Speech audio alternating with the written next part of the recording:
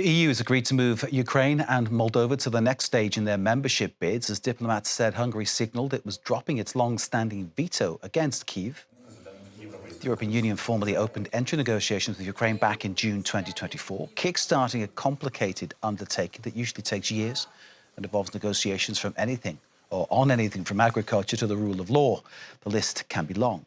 Hungary's former Prime Minister, who was very much a disciple of Vladimir Putin, Viktor Orban, was the bloc. Orban booted out of power in Budapest in April. The new Prime Minister, here he is, Péter Magyar, is now hailing a historic moment. Let's bring in for the analysis Tornike Gorgadze, professor at SciencesPo here in Paris, but joining us from Kyiv in Ukraine. Thank you very much for being with us. Clearly, there were many people who would be saying this is a great development, but the reality is there's a lot of ground left to cover before this becomes a reality. You're asking about EU membership, I guess. Yes. Yeah, of course. Yeah, of course, this is only an announcement that very soon, probably during the next EU Council, 18th of June, there will be a kickoff of the negotiations, accession negotiations. And when those negotiations start, though, Tornike, what does it mean? What are they looking for? Did they go straight into saying, you know, you need to change your constitution, you need to change your record on corruption? Did they really get into those matters straight away? Exactly, because altogether there are 33 chapters to negotiate. Among them, the first cluster is composed with the chapters that are related to rule of law, anti-corruption, protection of the minorities, etc. So Ukraine has to start with these very important institutional reforms. And then the second cluster are more economy-related clusters that will also start quite soon. And all this negotiation process will take several years, at least. Doesn't Ukraine have a big bargaining chip here, Tornike, given the economy, the kind of thing, but given its drone production, given the way it's taken a lead in that because of necessity, because of the fact that the West, in many ways, has kind of waited and Trump has pulled out any aid? Doesn't Ukraine have a real bargaining chip here with the EU? This is where, in the negotiations, political and security aspects also intervene.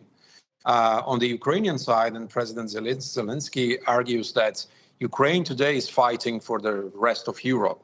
It's fighting against Russia, defending the whole Europe.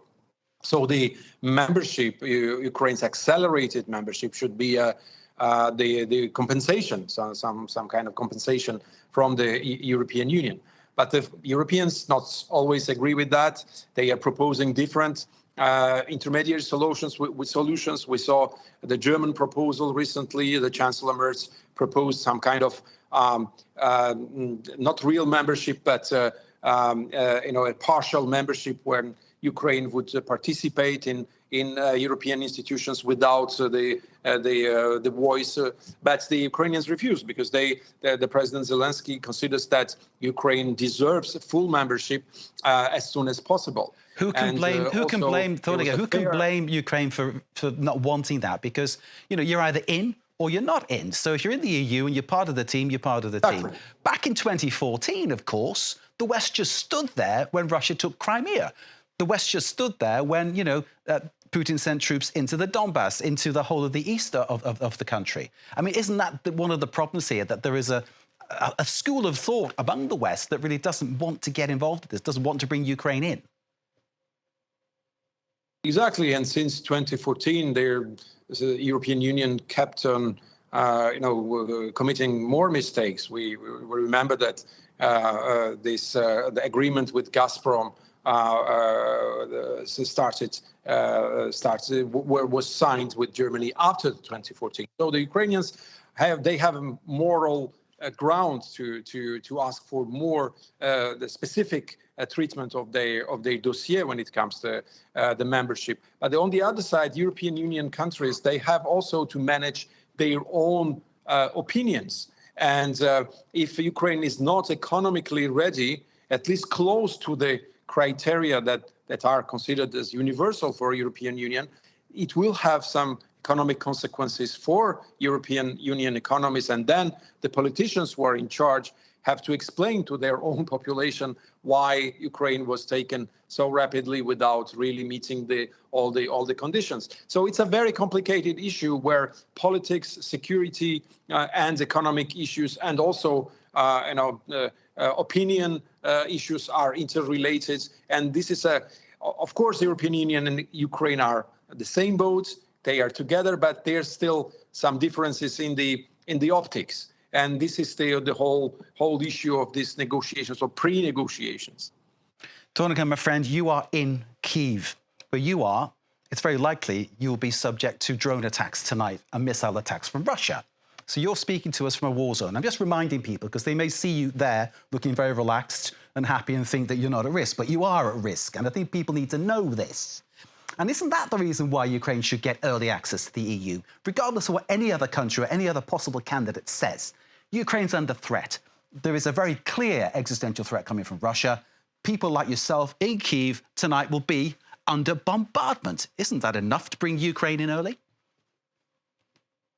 Yeah, we had 2 days ago a terrible night of very heavy ballistic and missile attack combined with the drone attack, and 26 people died, 9 in Kyiv and 15 to 16 in Dnipro, which is a big industrial city in the center of Ukraine. So we're having all these bombardments every night during the day, etc. And people already got accustomed. You have to live and the life continues here. But yeah, at the same time, this is the main argument, as I was saying. But the European Union accelerated membership is not enough to stop the war. I mean, the Russians will not stop the war because Ukraine suddenly, immediately becomes EU member state, because there is no security agreement so far between, the Western coalition of states and Ukraine about the protection of the Ukraine. And we are waiting for some kind of ceasefire or peace agreement with Russia to propose then a collective, security guarantees to Ukraine. So even if we owe a huge debt to Ukraine, the whole Europe, membership and rapid membership will not guarantee the security of Ukraine, because there's no way the Russians will stop these bombardments. And tonight we're expecting this bombardment because, of course, we saw in the previous report you showed at the beginning of the journal is the St. Petersburg was bombed. I mean, it's infrastructure, oil infrastructure, energy infrastructure that was bombed the day of the opening of this St. Petersburg summit, which is a pet project of Vladimir Putin, and it happened in the city where Vladimir Putin started his political career. So there will be a retaliation, probably tonight, if not tonight, tomorrow. And it also shows that this war now became a war of intimidation from the Russian side. They know that there is no progress on the front line. The only thing they can is to threaten the population and also threaten the West, saying that tomorrow it can happen in one of the EU member states. And we already saw several times the airspace of different EU member states violated by Russia, Romania very recently, Baltic states.